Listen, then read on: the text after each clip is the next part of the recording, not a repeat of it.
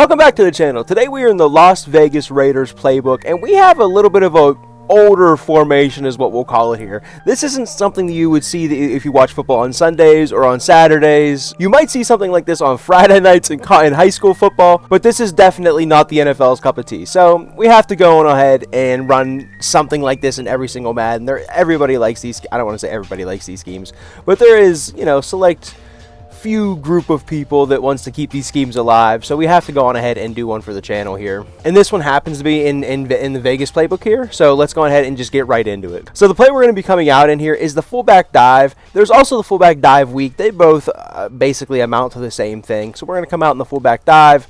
And we are not going to match with nickel. I'm actually just going to match with more of a run front here. They have a 6-man front, so we're just going to match with that formation. I already have the ball backed up. You already know that. But in terms of the run game here, we have the halfback lead and the halfback inside along with our fullback dive. But before I actually want to talk about the plays, I do want to talk about the personnel here.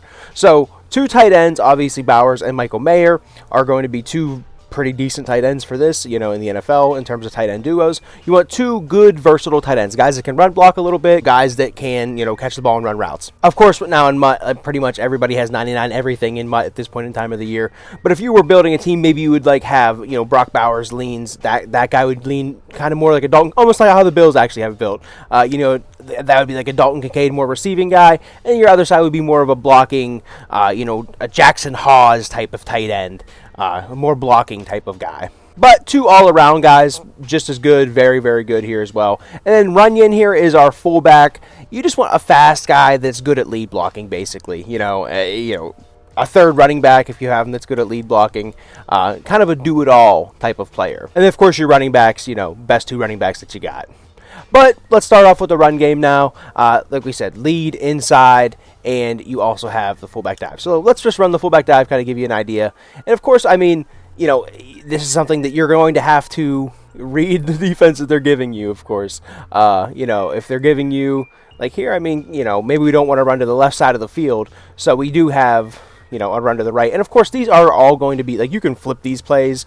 You can run the halfback inside to the, from right to left. You can run it from left to right. Doesn't matter. But I just like having, you only have, you have 4 audibles. The formation only has 6 plays. So you might as well have all the different runs at your disposal. But here, like I said, maybe we don't want to run to the left side of the field. We see those 2 flame guys over there, a corner coming down, maybe a safety coming down into the box. That's fine. No big deal. We'll run halfback lead, and we will run it. I want to run this to the outside with Genty, try to hit the outside here. 46, give me a good block. Ashton Genty, going to give me 10 yards right there. Not too bad. But just the run game, very versatile. And, of course, you want it to be versatile, right? This is the 1920s offense.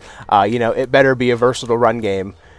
Because, of course, they didn't have the forward pass back then. So, a little bit different of a game. But, so, of course, the run game has to be dynamic. And I think the only thing I would like to add to this is maybe like a tight end reverse or a tight end sweep where, the tight end comes across the formation. That would be kind of cool. But the halfback lead, of course, this runs more to the outside there. They're sniffing it out pretty good. And, of course, we're going to get to the pass plays. You need at least a couple pass plays, or else they're going to be doing that to you every single time. In terms of the halfback inside, though, it is a very versatile run. And you'll see what I mean here. You can kind of either bounce this to the outside, or you can kind of cut it up depending on where the defense reads. And I don't know what I was doing. I was just trying to get what yards were there. I don't know. But here we'll kind of bounce it outside for you.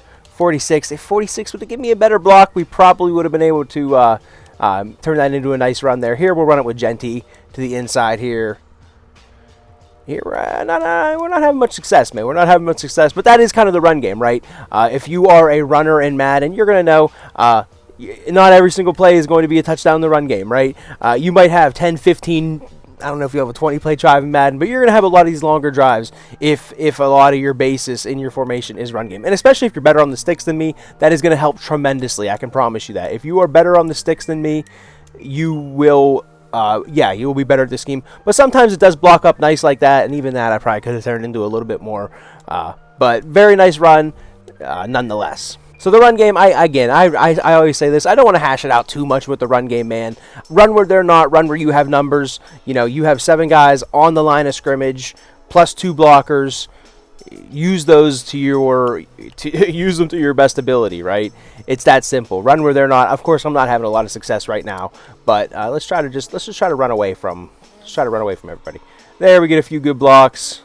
If Mostert would have actually got out there a little bit quicker. We might have even got a little bit more there. But the run game overall, very versatile. You have kind of the outside run with the halfback lead. You have the fullback dive is like your inside run. And then you have the halfback inside is kind of that versatile inside outside run. You can bounce it outside sometimes the hole opens up, you know, really quick, and you can just hit it right upfield. So kind of very versatile run game. Really like those three combination of runs there. But let's get to the fun part of the scheme actually, and that is tight end corner and PA boot, the pass game here. So let's just start with tight end corner. And I like to make, there's a couple different adjustments I can make off of these that I like to make off of these. First one we're going to do here is we're going to put Mostert, the running back to the right here, on a, what do they call it here? They just call it a corner, running back corner. So now we're kind of running, you know, two corners there, two corners with a flat, kind of running a high-low to that outside guy. And we'll see what we can do here. Of course, I mean, if they're just going to leave Ashton Jeanty wide open in the flat, we're going to take that every single time. And like I said, this isn't the only adjustment that we can do. I mean, we'll kind of run it one more time here, just to sort of show you. And then, of course, I mean, if, hey, you know, you have some man beaters out there, too. If you have those decent tight ends in the pass game, you have those corner routes man-to-man, very tough to keep up with. And you'll see we're not just going to run corner routes here. We're going to run a little bit more off of that. So tight end corner, another one that we can do here is just putting Michael Mayer, or Brock Bowers, rather, on a deep cross or a post here, and then that kind of flows the formation that way as well. But, I mean, hey, if Michael Mayer's just going to cook them that much, that's very nice as well. And that kind of gets you those tighter alignments, too. It makes hitting those corner routes all the better. Kind of makes hitting you're going to see this crosser eventually, makes hitting that all the easier as well. But tight end corner, those are kind of the three adjustments, I guess, with the big crosser here that I like to make. Of course, I mean, you know, going to open up like that. Maybe you've been hitting the corner. Yeah, user vacates out of that area, opens up the middle of the field, something like that. You can see that happening as well there. And that's kind of how I like to play this tight end corner play. I kind of like to, you know, either put the running back out on the corner route and kind of run double corners out there, or put Brock Bowers over the middle here and try to get down the field here. Even with these two high safeties, maybe that's something you really try to dial up there.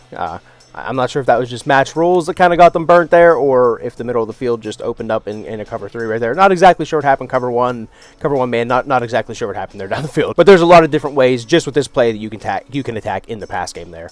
But PA boot is the next one here. And there's I always like to say in these videos, I only like to make one adjustment to a play. So like here, I'm going to put Brock Bowers on a deep cross.